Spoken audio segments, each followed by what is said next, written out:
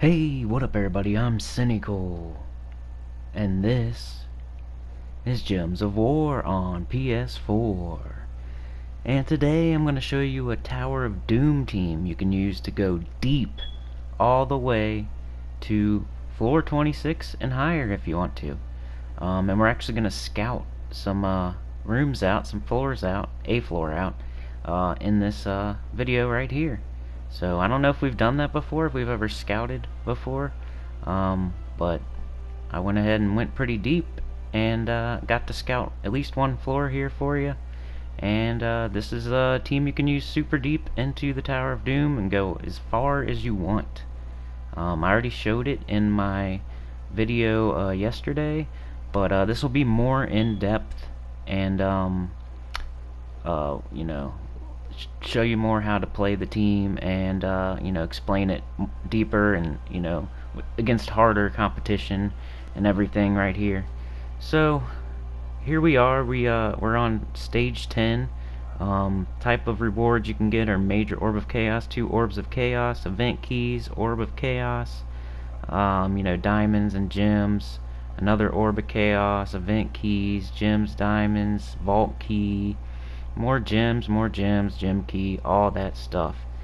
I had to go all the way up to tier 5 just to have enough sigils to you know, scout a little bit. But the Doomed Gavel, we went over this yesterday, but for anybody that didn't see that, it's a decent doomed weapon. It's not as good as like the Doomed Club or Doomed Glaive or any of those, because those convert into Doom Skulls, but this one's not terrible. We're in first place. I just followed the path here and got into first, and haven't scouted or anything yet, but we're on like level 20 or something like that. So pretty deep in. We'll have to look at the guild here to see which rooms to do. That's how Tower of Doom works. Somebody will scout out each room, tell you what's in them, and then everybody else in the guild will go through the optimal path, which means hitting unlock rooms, fireball rooms, heroism rooms, those type of rooms. You want to skip rooms like armor, life, even attack. I don't know if they do attack, but you know, armor, life, even magic you want to skip. You don't really want to be hitting those unless you're the scout, or if you have an agreement with your guild that you're going to hit all the magic rooms or something like that. Otherwise, if you're not the scout, you just want to hit the unlock rooms, the luck rooms. Those are really good. Make sure you hit every luck room, and then fireballs and heroisms. And then haste is so-so. If you want to try for extra sigils, if you're trying to go really deep, then the haste rooms are decent because you have a chance at gaining sigils by hitting the haste room, or you have or at worst case you break even. So right here I'm meddling up my finesses. The team is finesse ×3 and Nimbus bow with Stormcaller class, and it's really good. And there's it's more complicated than it appears, but it doesn't have to be either. It's one of those type of teams where you could just brainlessly use it and do good, but it's also kind of complicated if you want to make it complicated. It's a good team. It has more intricacies than you know, than it seems like it does. But yeah, I've switched the team around a little bit. We're doing finesse, Nimbus bow, finesse with Stormcaller, and I meddled up my finesses. Finesse gets magic and attack, so that's pretty cool. But deal 40 damage to an enemy and a random enemy. If the enemy uses yellow mana, deal double damage. If there's a storm, give 6 mana to all other allies.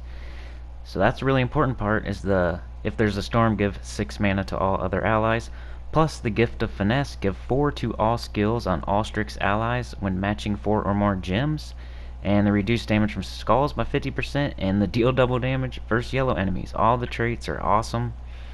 So that's why I wanted finesse in the first slot.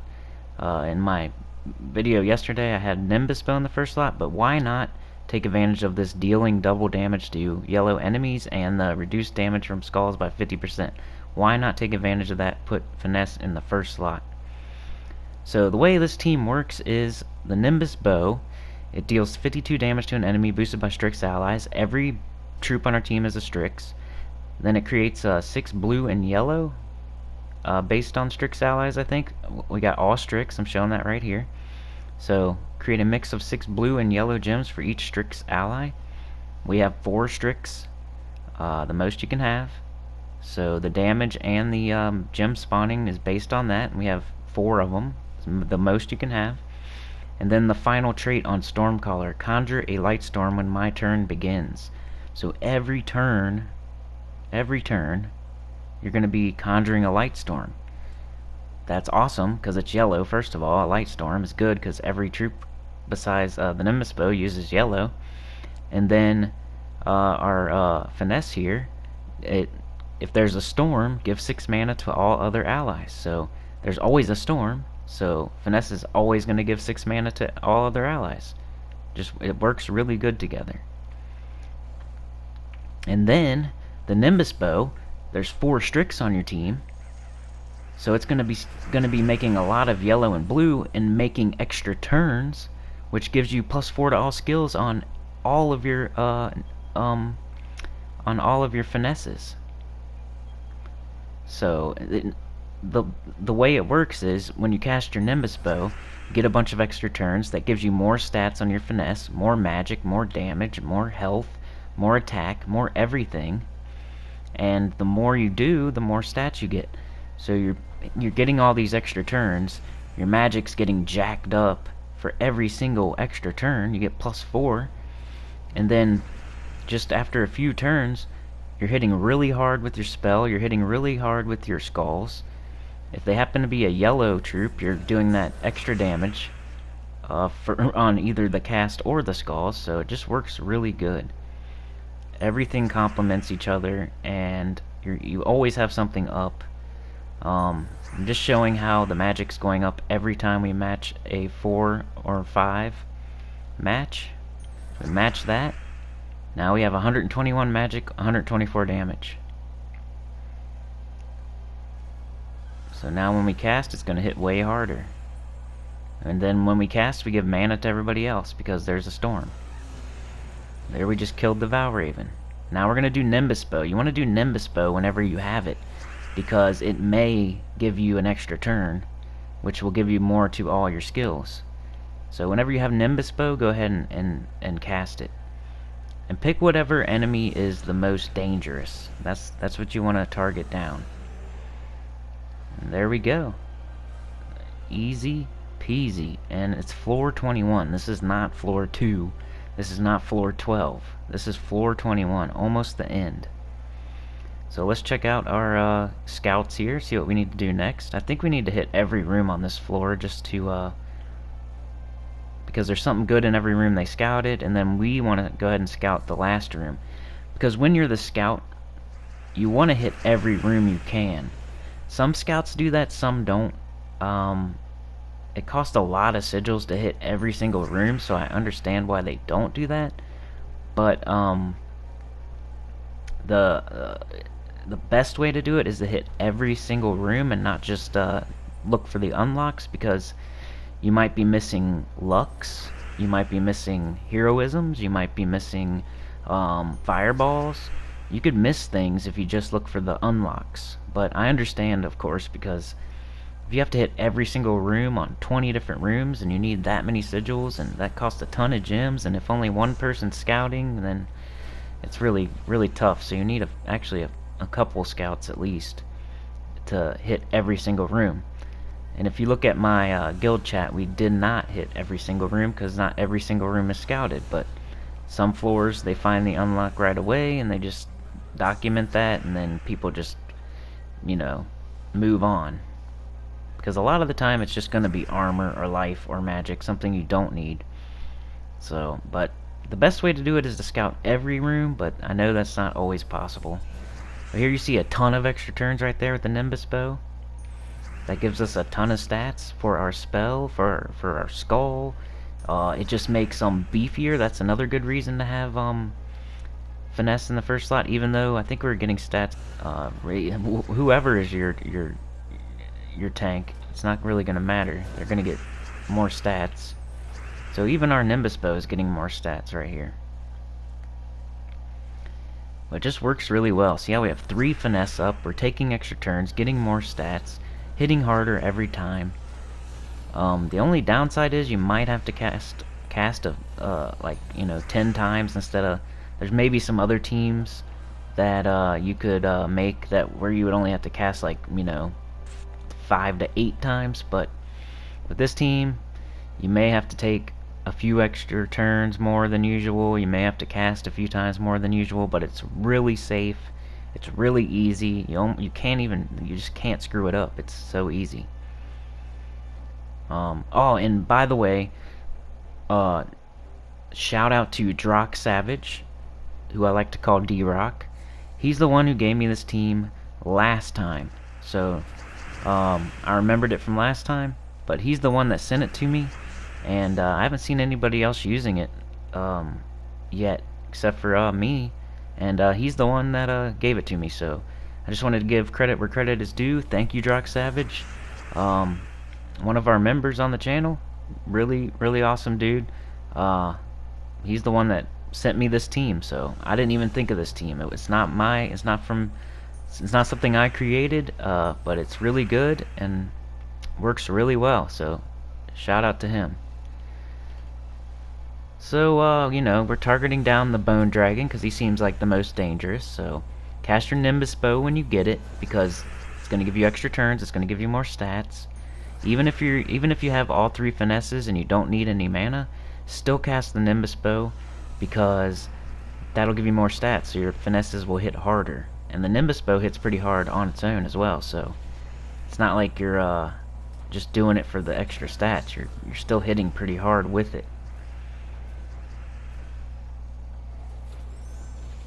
Here comes a bunch of more extra turns, a bunch of more stats. +4 to everything every time we get an extra turn, and it doesn't just do one, like every extra turn you take, it gives it to you. Let's go ahead and target the white next. I think his name is the white around your lip. Target the white next, because he is more dangerous than the you know, the other 2, so target him down first. Doing tons of skull damage, 228 attack right now, and then one shot the last troop. We took so many extra turns that we ended up one-shotting. And there might be a cut here or there. It's because my game was being extremely laggy. I don't know if it was the server or not, but it kept freezing on me. But there we got the unlock scroll. So we've done the 3 rooms that they scouted out on floor 21. I just wanted to show you the process of looking at your guild and your scouts and following their path. And then now we're going to start doing the scouting ourselves. And Andy posted my team there. I already had that team yesterday morning. But I've switched it around since then anyway, but I'm glad he posted it because I didn't post it. Sometimes I feel like, oh, maybe they watched my channel, but a lot of them don't even care about my channel, so it's cool. Alright, so what are we going to do here? Let's get the Nimbus bow up first. That's what that's how we'll start getting more stats. Getting to that one-shot territory. You could target the yellow troops first if you want, because you'll do more damage, but I just like to target whatever's the most dangerous. Which a lot of the time it's the Doom. This time it's the Golem there, or whatever you call him. So I'll target him down. Got all of our finesses up, and they just keep gaining stats. So as it gets harder and we take more damage, it doesn't matter because our health's going up, our armor's going up. We're just getting beefier every extra turn we take. So it does. I don't think I lost a troop once. I don't think I've lost any troops the whole tower, all the way up to floor 22. I didn't lose any troops. So that shows you how good this team is. It's super safe, it's super easy, it uses troops that everybody has. You can get Finesse is a common troop that you can get with just guild chests. They don't even have to be level 6 guild chests, they can be like level 1. The Nimbus bow you can get in the soulforge right now, just for diamonds. So easy team to use, super safe, can go all the way to floor 40 probably if you want. And easy to use, safe, can go the whole way. You can get all the troops right now easily. Anybody can probably get them right now, almost anybody. And you can go super far. You can even scout with this team. There we go, another one down. And we got a heroism scroll, so I'm super glad that I scouted that last room, because I really didn't have to. They already found the unlock room. I could have went straight to the doom and not scouted that last room, but I went ahead and did it, and look what we got. We got a heroism scroll. That's used to just clear a whole floor. That's like the third best thing you can get, or probably the second best thing you can get. Luck scrolls are a little better because you get 2 dooms, but heroism can just clear a whole floor and with just the touch of a button. So I'm glad that I scouted that room. Freezing up again. I don't know what's going on with these servers. Come on. So I was just making sure here. I'm just typing in what floor it was, what room it was, and then what was in that room. And that's all you do. You just go to your guild chat and you put what floor it is. So I think it's floor 21. And then you put what room it was. So room 4. And room 4 is a heroism scroll. So I put F21-4 equals hero. So that's all you do as a scout. And you don't have to write it exactly like that. Just make sure it's clear that it's floor 21, that you, and room 4 is so and so's scroll. That's all you have to do if you're the scout. And try to hit every room if you can. If you can't, they'll still appreciate you if you find the unlock room. Obviously you're not going to pick the right room every single time, so make sure you document whatever it is. If you go to the next floor and you pick room 2 and you clear it out and it's just a magic scroll or something, make sure you document that so they know that, hey, room 2 is a magic scroll. And then say you go to room 3 next and that's the unlock scroll, well, you document that as well. And then maybe the next person that comes through that floor, they can either follow your path and just hit the unlock room and then head on to the next floor and save sigils, because that's the whole point, going the optimal route to save sigils and get further for less sigils and gems. Or they can scout the other 2 rooms and tell everybody what's in those rooms. We have people do that all the time. We'll have one scout go up to like room 20, floor 20, and just document all the unlock rooms and all the rooms where they, pick the wrong room. And then somebody else will follow behind them and they'll scout the other rooms that they didn't hit. And they'll document those, like, hey, well, on floor 5, you didn't do room 5, and in that room it was an armor scroll. It's like, so the more people scouting, the better, but it also costs a lot of sigils and gems and stuff. So not everybody's going to want to do it. Usually we have around 3 or 4 or 5 scouts. One will start, go up to like 15, and then the next one will do a few rooms as they go to 15, and then do a few more after that, and then somebody else will hit a few rooms they all both missed on the way up, and then they'll go to 25, and then the next person will decide to go to like 40, and even though you really only need to go to like 426 if you want to get all the rewards, because they stop giving you weapon scrolls at that point. But if you want to go further, just to like do the leaderboard, then there you go. You can keep going and going and going if you want. But that's not for me. I always just go to floor 26. I don't know what I'm going to do this time since I'm already this far and this early in the week. Maybe I will go for the leaderboard. I don't know. I definitely have to spend some gems though. And unless I'm going to get a chaos, an extra orb, for making the leaderboard, then maybe I'll do that, because lately I've been trying to do that more because I'm going for Zul'Goth, but we'll see what happens. I like scouting. This is only like the second or third time I've scouted, but I always make sure to get to floor 26. I'm usually in the top 5, all that stuff. But here we go, big bunch of extra turns, gave us a ton of extra stats. Make sure you cast that Nimbus bow whenever it's up. Make sure you target either, the Bow Ravens, top priority. After that, the Doom. After that, whatever is the most dangerous on their team. After that, I would say yellow enemies. Target them because you'll do more damage to them. Get them out of there quicker. But I was mostly just targeting whatever is the most dangerous at that moment, or Bow Ravens obviously. And the only bad part about this team is it helps the Bow Ravens escape.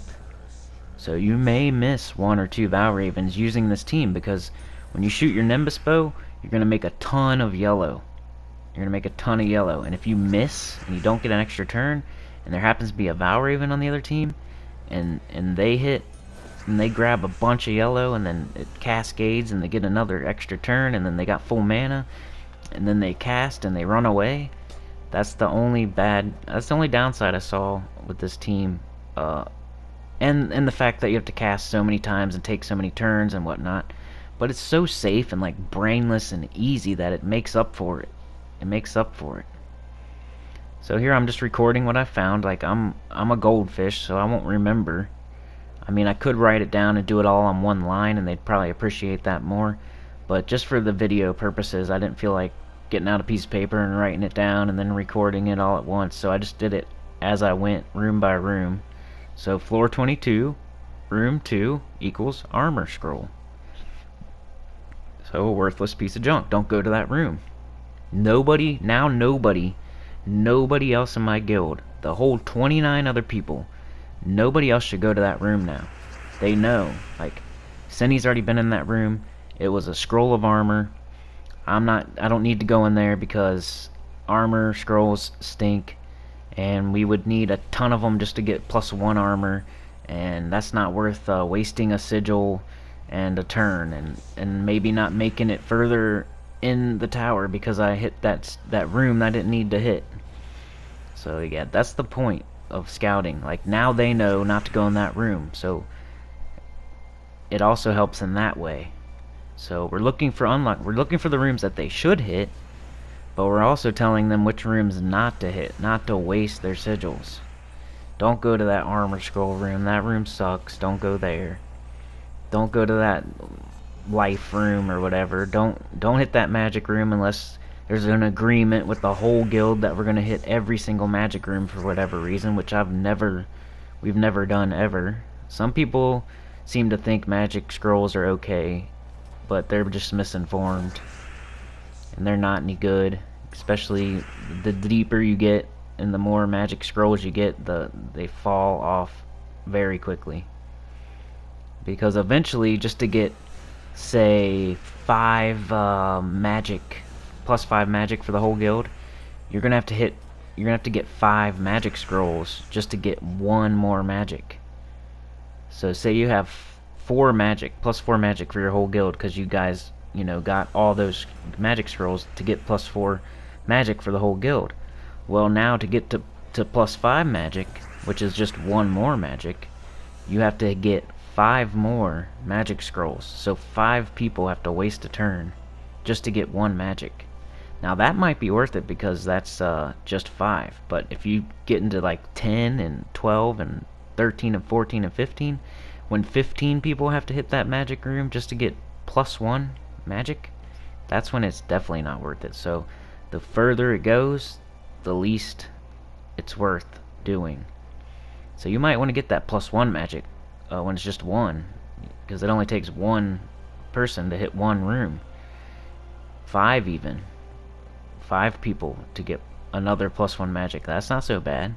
But once you start talking about 9 and 10 and 11 and 15 and 20, then it starts to be not worth it.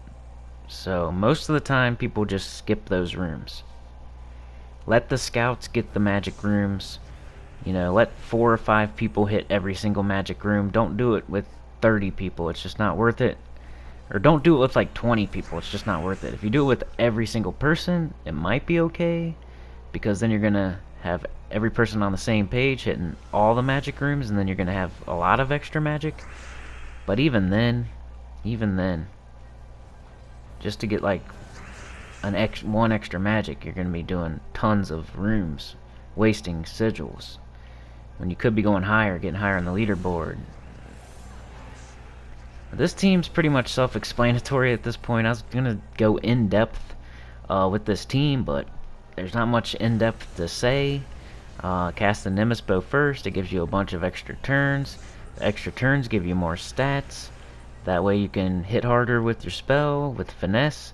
And when you cast it, it's gonna give 6 mana to everybody else on your team, which is going to get them up, then they cast, and that gives 6 mana to everybody else on the team. Then your Nimbus Bow is back up again, and then you cast that, and you get a bunch of extra turns, and then it gives you a bunch of stats to your whole team, and then you're hitting for more. If you get skulls, you're hitting for more. If you hit a yellow enemy, you hit for like double damage.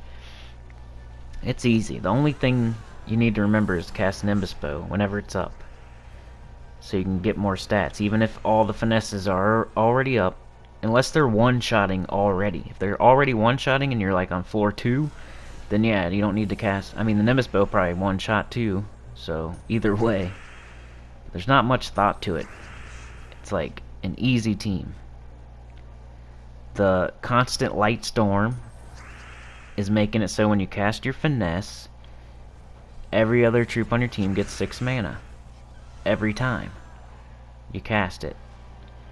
And then your Nimbus Bow, which is making that storm every single turn, with Stormcaller, 3rd trait, make sure it's fully traded.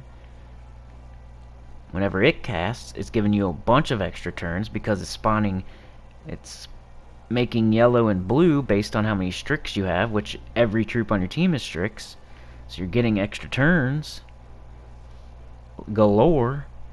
And then +4 to every skill for every single extra turn. So when you cast that Nimbus Bow and you get 3 or 4 extra turns on one cast, look how many stats you're getting for that. If you get 4 of them, that's 16. 16 for every troop on your team. Then you're hitting harder for anything you do offensively. You're beefier on defense as well. So every extra turn you take, you get more stats for everything. You just gotta watch out for those Vow Ravens. That's the only thing. The only things to remember. Once you have it fully traded and you have the team perfect, the only things you need to remember is watch out for that Vow Raven running away because you're making a ton of yellow. And cast the Nimbus Bow before you cast the finesses. Whenever Nimbus Bow's up, cast it. And take out the most dangerous enemy first. Vow Raven first, Doom second, and then whatever's the most dangerous. Sometimes I pick a different troop to go, to kill before the Doom, because the Doom takes a while to get up on its own, Sometimes like Astral Spirit or something annoying, I'll take them out first, or Bone Dragon, or Shegra, or something annoying that might be able to get me if they're lucky. So, there's a big extra turn, 142 attack now, 154 attack now. You just see the stats going up and up and up. Just make sure you have everything traded. Make sure you use Stormcaller. Make sure you use 3 finesses. You could put your Nimbus Bow in last slot if you want. You could put it in first slot if you want.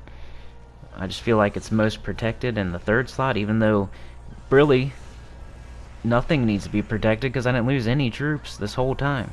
And I don't feel like I'm going to, because we're gaining armor, we're gaining HP, we're just gaining the whole time, and then if they even hit us, we're just going to gain it all back with a bunch of extra turns right away. So just recording, and for some reason my guild chat would not load right here, so I had to just remember. I think I got a power scroll that time. But yeah, we're just recording whatever's in each room. I hit every single room on this floor. That's what you should do if you can. So they know what's in every single room. They know this room's useless. This room is a maybe. Like, ooh, it's a haste room. I could or I couldn't. I should or I shouldn't. You know what I mean? If I want to go really deep, go ahead and go in there and do that. They know, like, for power scrolls, those are, you know, one you don't have to take but could take. Gives like +1 stat to every, +1 experience to every stat or whatever, I think. So those, like, you could take those. It's another one where you should decide with your guild. Are we gonna take all the power scrolls?